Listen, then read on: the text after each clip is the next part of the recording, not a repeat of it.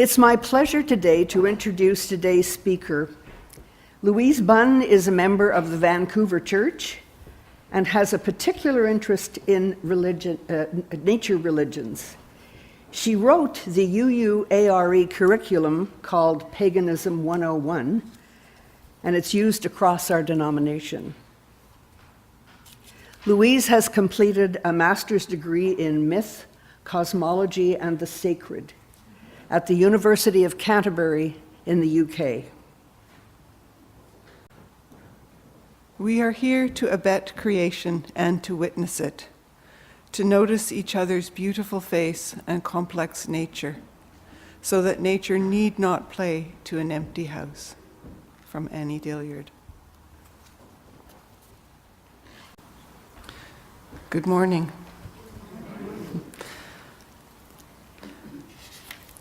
There are many threads in the tapestry that makes up our living tradition. We contain multitudes and have a remarkable depth and diversity of sources that we draw upon to inform and enliven our beliefs and practices. This is both a strength and a call to reflection. Reverend Dr. Stephen Epperson put it well in a sermon from November of 2008, in which he remarked upon a particular strength and challenge for us is the remarkable breadth and diversity of sources we call upon to authenticate, inform, ground, critique, and enliven our belief and practice, from individual mystical experience to examples of exemplary prophetic women and men, from the wisdom of the world's religions to humanist orientation and outlook, to the teaching of earth-centered traditions. These are among the tools we have as a palette to work with and think with.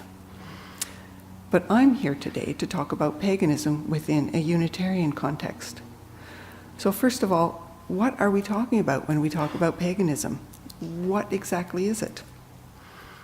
Nowadays, when people use the word pagan, they're usually referring to three distinct and distinctly different things.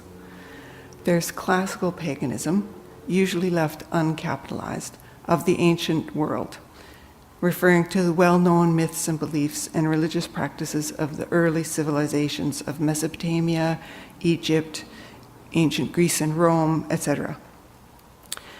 Then there's the more shamanic religious expressions of indigenous tribal peoples, particularly the First Nations of North America.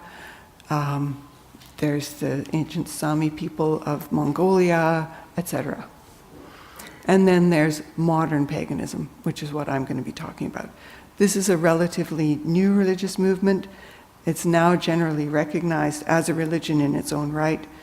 It was established in the early 1950s in Britain by Gerald Gardner and his followers. Wicca was the original pagan denomination, but since then there's been many distinct categories of modern paganism have been grafted on to the original Gardnerian pagan rootstock, the most well-known among these being Druidry, Odinism, Dianic witchcraft, and solitary paganism. The origin of modern paganism is an interesting one. Jules Michelet, in his 1863 book, La Sorcière, wrote that the medieval and early Renaissance witches were indeed pagans, but that their religion was a good one, that honored women, loved the natural world, and was rooted in the common people. It upheld political and religious freedom against the repressive powers of the medieval church and state. As one would imagine, this view was extremely popular and attractive.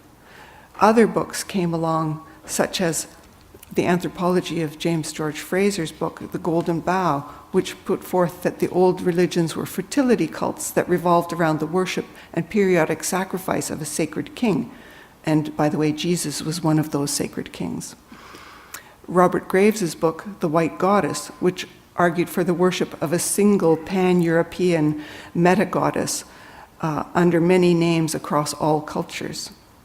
Ceremonial magic and Neoplatonic mysticism, matriarchal theory, of J.J. Bachhoven and Friedrich Engels, which put forth the theory that prehistoric societies, women were revered and basically ran everything. British folklorist Margaret Murray and her books, The Witch Cults of Western Europe and Horned God of the Witches, which were an elaboration of Michelet's and Fraser's work, and the American Charles Leland and his book, Aradia, The Gospel of the Witches. In the late 40s and early 50s, a number of people in Britain, led by Gerald Gardner and Doreen Valiente and others, used these ideas, as well as other source material, recreated this imagined witch religion, and declared that it had survived in rural Britain. Research and scholarship quickly proved that very little of this seductive material, now known as the myth of Wicca, was true. What is most interesting, however, is how this particular mythos could be so compelling that it not only created the religion of modern paganism, but that this religion could seem to have survived, and quite handily at that, even after the historical rug was pulled from under its feet. In fact, paganism and Wicca have thrived. Professor Ronald Hutton, in his book, Triumph of the Moon, offers these suggestions for why. First, modern paganism is feminist. Professor Hutton says, it remains a simple truth that the witch is one of the very few images of independent female power that traditional European culture has bequeathed to the present. European tradition posits witches and pagans as indeed the feminine as natural repositories of magical power, with strong associations with the natural world. In Jungian terms, we as a culture have pushed this magical aspect of our psyches aside, and many of us now believe that it is high time both men and women reintegrate this shadow material. Second, there is paganism's association with the natural world. What began as a romantic construct of the cult of nature has gone on to grapple with the ecological crisis facing our world.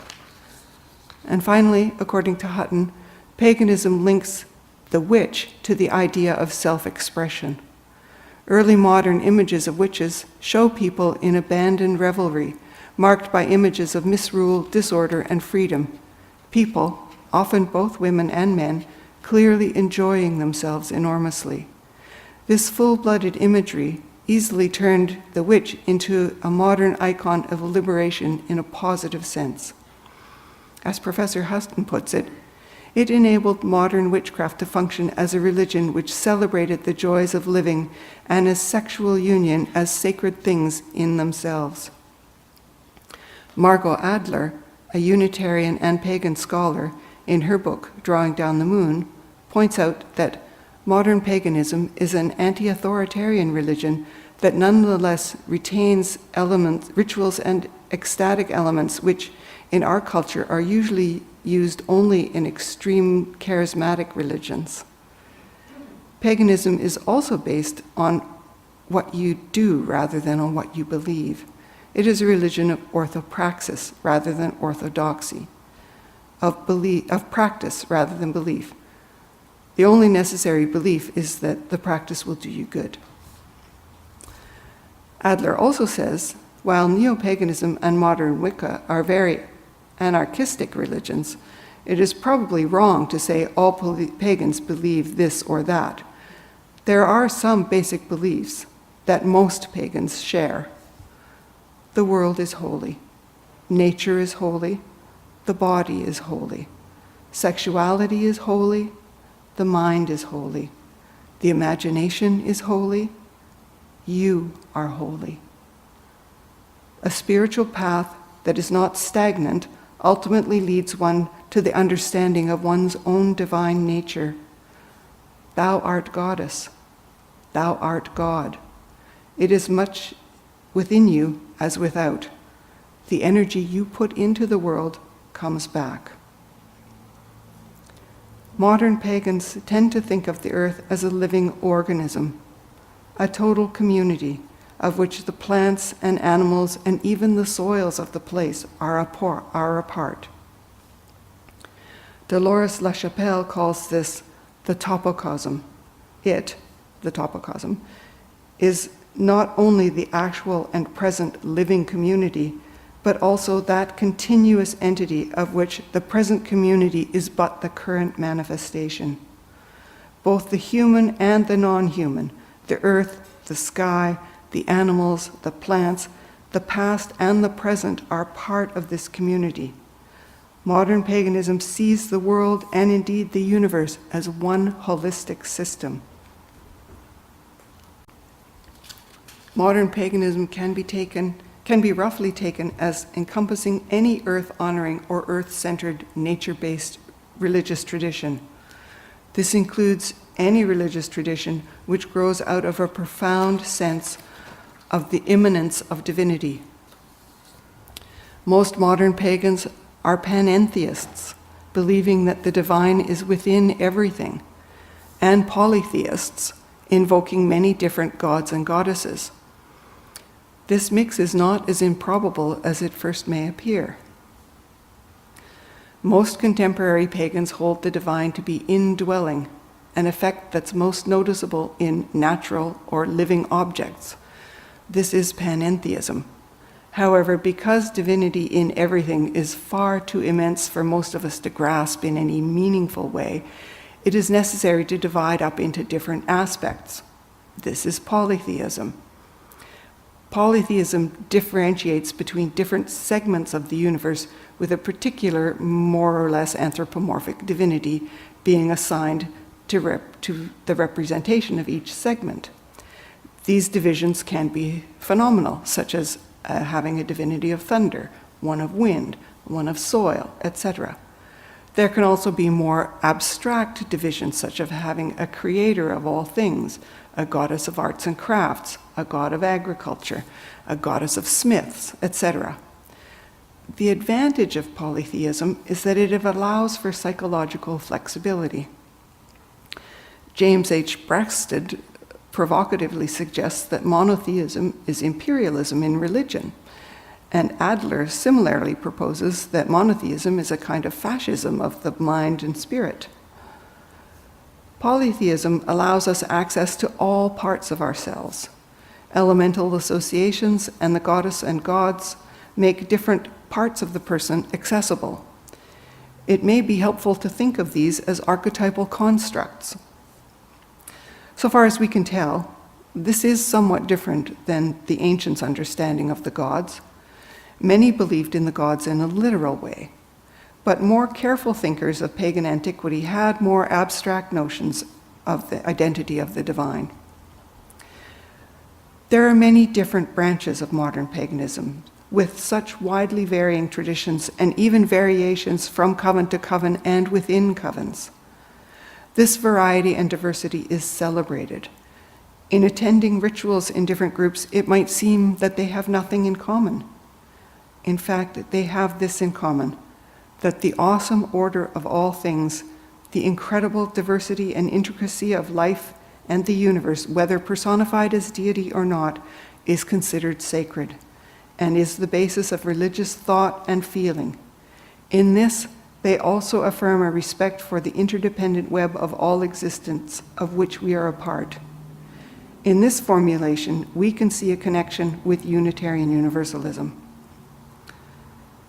So how did it come to be that there are so many pagan groups affiliated with UU churches all across North America? And what do these two have to offer each other? Both Unitarians and pagans are questing, lively, and diverse group of women and men who, over time, drew and continue to draw upon a wide range of materials in order to build a religious and ethical community full of life and possibility. We are both communities of seekers. UUs have traditionally been and still are strongly associated with humanism and the use of reason and intellectual rigor in our spiritual lives, and rightly so. We are also enjoined to be open to the direct experience of that transcending mystery and wonder of the transcendentalists. We don't make it easy for ourselves. F. Scott Fitzgerald said that the test of a first-rate intelligence is the ability to hold two opposed ideas in the mind at the same time and still retain the ability to function. we've given ourselves the task of balancing eros, the ecstatic desire for connection and meaning, with logos, the principle of reason and judgment. This requires a lot of us. Modern paganism has not always seemed a natural fit in contemporary UU churches. When I first wrote the Paganism 101 curriculum in 1999, Reverend Sidney Morris felt it necessary to warn readers in her foreword under the heading, The Question of Evil, to resist the impulse to, quote, to project the shadow side of human nature onto other human beings or onto a great cosmological battle for souls. We can explore the wide range of our humanity and live more fully in moral choice, respecting the depth of our beingness. It is notable that she felt it necessary to address the issue of paganism being conflated with an unspecified evil. But things change. By the time I'd revised and written the second edition in 2008, Reverend Dr. Stephen Epperson wrote in his foreword that he saw paganism and pagans as, quote, authentically integrating themselves and pagan practice into the life of congregations and the Unitarian movement, close quote, and that they function as a contribution to the health and diversity of our contemporary our contemporary Unitarian movement. I believe that Unitarianism is a natural home for paganism due to our history with the Transcendentalists, who bequeathed us our first source. Many of the Transcendentalists' names will be very familiar to Unitarians, people such as Margaret Fuller, the great women's rights and anti-slavery advocate, Ralph Waldo Emerson, the essayist, philosopher, and poet, who was also an anti-slavery advocate, Henry David Thoreau, whose meticulous observations around Walden Pond are used today to track climate change, to name just a few. The Transcendentalists in their day were also critics of contemporary society for its unthinking conformity and urged that each person find, in Emerson's words, an original relationship to the universe. For the Transcendentalists, the critical realization was that finding meaning depended on neither orthodox creedalism nor on the sensible exercise of virtue, but on one's inner striving towards spiritual communion with divine spirit. From this wellspring would flow all the rest of their religious philosophy. A core belief of Transcendentalism is in the inherent goodness of people and nature. Like the Transcendentalists, pagans also believe that humanity and the natural world have an important relationship with each other and that we can learn from the natural world. We too follow Thoreau's insistent call to wake up, to be aware, to cultivate a way of attending to things in our lives that will allow them and ourselves to be experienced as elements of a meaningful world. But it's not only that. Modern pagans stand alongside Unitarians for many of the same things: sexual equality between genders, good environmental regulations and against environmental degradation, and for the rights of the individual. Many aspects of this excursive religiosity seem to resonate very strongly with Unitarians. Paganism is a more ecstatic and kinetic version of countercultural spirituality, but I think the tent is big enough. Pagans and Unitarians have a lot to offer each other: the marriage of the rational with the intuitive, the sober and the passionate, and of course, the masculine and the feminine in a Jungian sense. Like many modern people, we likely have an agnostic reflex to the idea that nature acts as a mirror for all humankind, and that the universe itself is a symbol revealing the thoughts of the divine and the complex connections between all things. The cosmology of the modern age does not leave much room for this way of understanding. The experience of wrestling with dispassionate reason and ecstatic communion confirms for me that our imaginative and our rational faculties can and should inform one another. These different modes of perception are not a zero-sum game. We do not have to give up our skepticism and rationality in order to commune with the divine, nor do our skeptical and rational selves get to make fun of our imaginal faculties. Doing this sort of work offers one a fuller understanding of imaginative consciousness and cognitive imagination. Don't expect to escape the discomfort of the explorer. Don't expect to remain unchallenged or unchanged. But don't miss the chance either. Welcome to the journey.